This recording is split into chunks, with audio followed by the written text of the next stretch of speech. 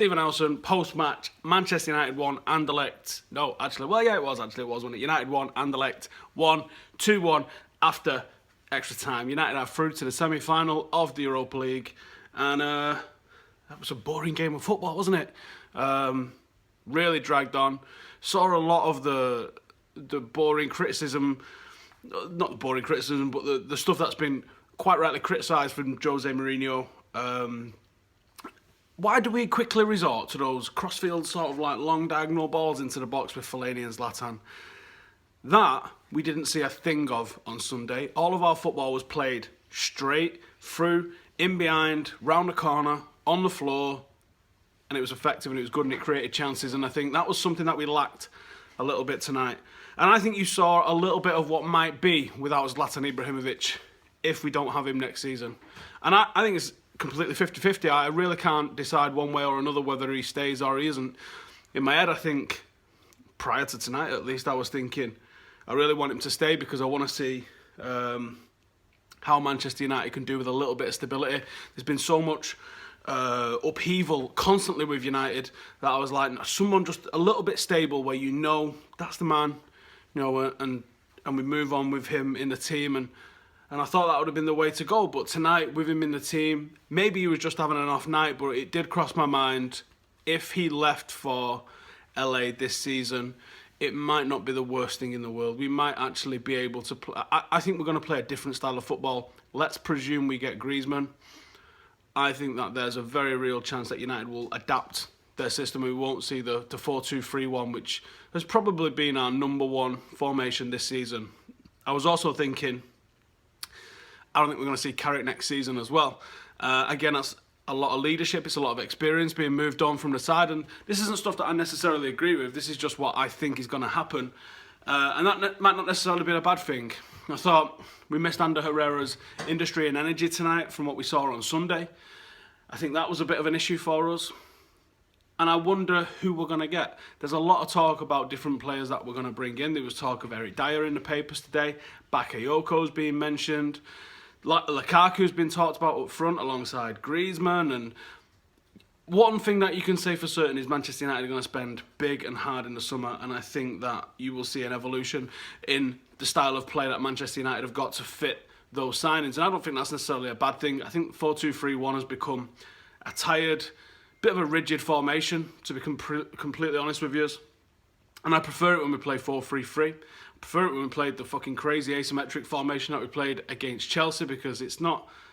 It's like when 4-4-2 just became tired because it had been the way everybody played for so long that someone introduces a 4-5-1 or a 4-3-3 and everyone's like, whoa, what's this? And I think that was some of the reason for the impact that Conte and Chelsea had at the start of the season, because they switched it up and went 3-4-3 and it was new to everyone. And I think that was also why Leicester had a lot of success last season playing 4-4-2, almost like a retro formation, because it wasn't the same old 4-3-3, 4-2-3-1 that every other team was playing.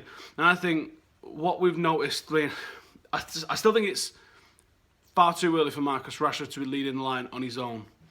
But I do think with somebody else, now you've got a prospect that I'd be interested in. And if you've got the choice of having Anthony Martial, Marcus Rashford, possibly plus one other, as well as Griezmann. Griezmann's obviously going to be your first choice, undroppable player. But then you've got Marcus Rashford and Martial to be jostling it out for who's going to fill in with him, alongside him. Possibly even James Rodriguez, if that turns out to be true, what I was told with that. I think you're starting to look at a side that's got options going forward. It's a little bit more explosive than we are at the moment. It's a little bit niftier, a little bit quicker. And I think that's what we've really lacked. I think it's an indictment on the team that Fellaini is the first one off the bench when we're chasing a goal. That shows a little bit of a lack of strength in depth in a certain particular style of player, that impact player. That Chicharito off the bench, which Jose Mourinho, himself name-dropped last week in a press conference, I think we're lacking that sort of impact off the bench. That Fellaini was the first choice to go to. That's not to say I don't think Fellaini played bad when he came on, but is that really what we should be going to straight away off the bench? And then all we seemed to do was pump balls from the left to the right, and it was fucking boring. I was very worried I think we ran the legs out of Anderlecht a little bit. I think they hustled and they grafted for it, and I think ultimately United's better fitness and arguably better quality paid out in the end. But it went right down to the wire, didn't it? There was a couple of really hairy moments in those last couple of minutes where we thought I didn't really have the confidence that we was going to see it out. We're not a team currently capable of seeing out a 1-goal lead. I mean, they score 1 goal and that's it, game over, isn't it? We was never going to go up the pitch and score another goal. We made such hard work of scoring the 2 goals that we did get. So, semi-final draw now tomorrow. Loads of Reds want Amsterdam for some reason. Not sure what that's all about. Not really bothered who we get. It's going to be difficult. It's a European semi-final. They're never easy. So whoever we get, let's just hope that we can carry in some momentum. Another game unbeaten for us. Another game that we've not capitulated. But it's a big game now on Sunday. And an even bigger game on Thursday at the Etihad.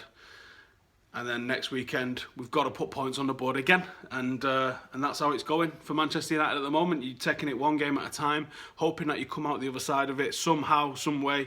I'd love every game to go the way the Chelsea game went, where we turn up, we brush them aside, and we look fucking fantastic, and you leave the ground questioning what the hell you've just seen. How did we just manage to pull that off? But you know what? Even if it's scrappy, I'll take it like that tonight. And I just got to say, hats off to Marcus Rashford. Attitude is perfect. Absolutely perfect attitude from Marcus Rashford, and if more players in the team had that, they'd be fucking very difficult to beat. And he's also backing it up at the other end with some quality, making chances, creating chances, and almost getting on the end of chances. He should have done better with some of the chances he had tonight, but I can't criticise him for that because he's getting in the positions. An exciting talent that we have on our hands, and he's local, and he loves this fucking club. So that is what I'm going to leave it on tonight. I'm fucking knackered. I can't wait to get in bed, but we are not done yet. Go and check out Full Time Devils for tonight's monster single fan cam. That's just being edited and will be out very soon. And if you haven't already, please go and check out the Scholes video that I did on this channel, because there's some pretty fucking brutal stuff that's being said about Manchester United's academy. And it's not all good. In fact, it's not good in the slightest. So go check that out and subscribe if you haven't already. See you in a bit.